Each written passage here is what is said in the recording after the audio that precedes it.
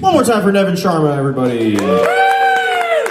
And we are winding down. We only got a little bit of time before your headliner. Are you guys excited? Yeah! You guys are going to be excited because at this point, this is now the final talk show guest of the night. So please welcome up next to the stage. It's Jessa Blake, everybody. Yeah!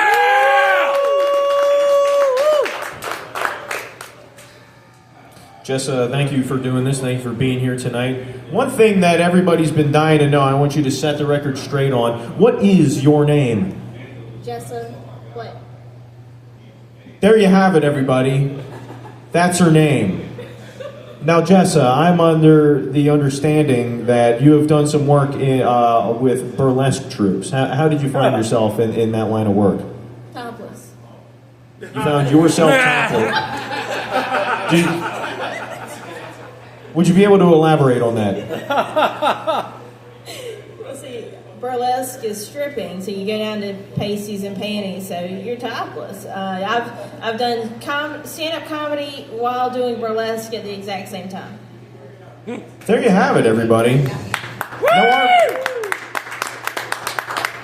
Now our first guest on the show, if you remember way back when, I asked him to rank everybody here from most to least effeminate. Where would you rank yourself on that list? I'm way too masculine. I would be pretty close to the top. I do think I could fight all of you. Pretty close to the top. So you would see yourself on the opposite end of the spectrum from Matt Connor. Every day.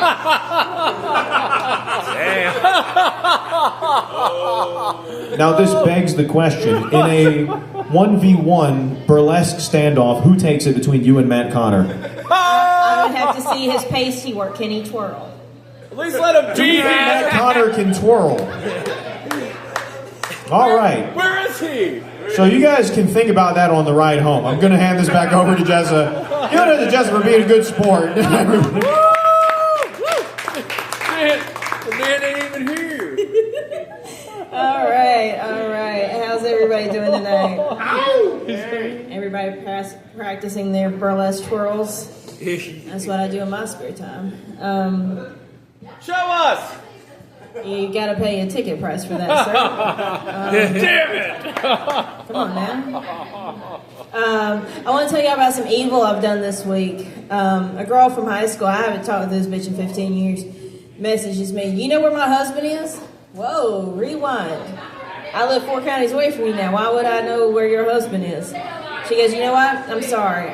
Rewind. I want to take that back for a minute. She's like, I'm just at my wit's end.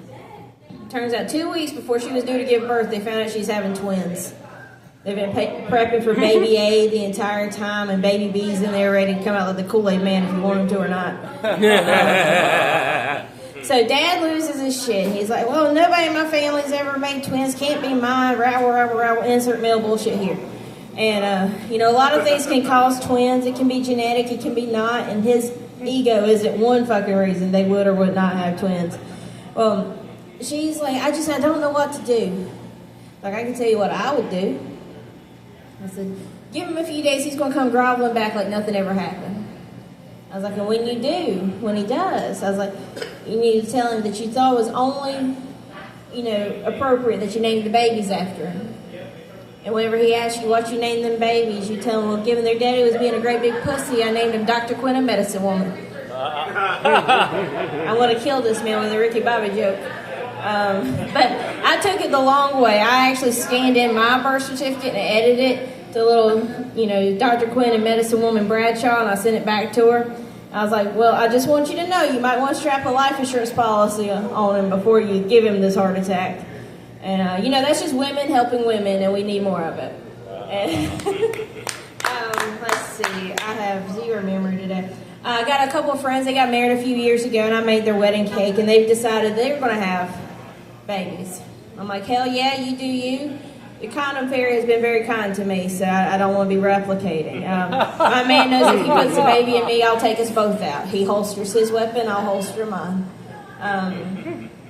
But my friends are lesbians, and they just decided they're going to have babies, and they've opting for donor sperm. So he goes, that's just fine. There's nothing wrong with that. Store-bought is fine. So one of my friends, her boyfriend was like, well, what are the other options for lesbians to get babies besides, donor sperm? I was like, well, there's a lot of options. You can adopt one. They rehome them off on Facebook all the time. You can just steal one. That happens. I was like, with a soft smile and a how do you do, I could take half you motherfuckers home with me, with your own consent. I was like, free-range dick is everywhere.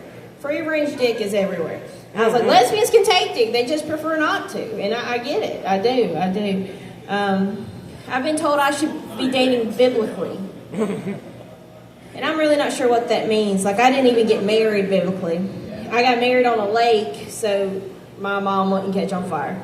A lot of people was asking me, Jessa, what's your Christian name? I was like, if you knew my mama, you know I didn't have one. Let's see. I don't have enough hands today. I've had bronchitis the past 3 weeks, and I just got over it. And I told my boyfriend, I was like, hey, I need some drugs. He goes, all right. So he calls his mom, and his mom comes over, and she gives me some pills that taste like chicken seasoning and a mouth spray that tastes like concentrated forest. I was like, absolutely not. I need real drugs. I need things that are, still questionable by the FDA. I need things that, none of the labels are in English. I need something where the word score is, needed to, get this thing. I need something where I need to go to Tony, like, hey, I need you to give me something. Like, I need, some of that shit. Like, you see, he just walked by me twice and gave me 4 pills and a vape. I'm never going to get sick again. Y'all just... This is shrooms, a good metal song. 4 pills and a vape. Let's see. I used to date this guy. This black guy. He was fucking gorgeous, right? Beautiful brother. Like, he was 6'2". He had, he was the kind of guy that laid pipe and didn't know a goddamn thing about plumbing. But the thing was with him was like he looked like Stefan Urkel, but he dressed like Steve Urkel. He always had like a polo shirt or like one of those little wool vest things with the zipper. Like, he looked like very business casual all the time. And I'm who I am, so every time we were out and about, it looked like he was taking his lesbian out for a walk.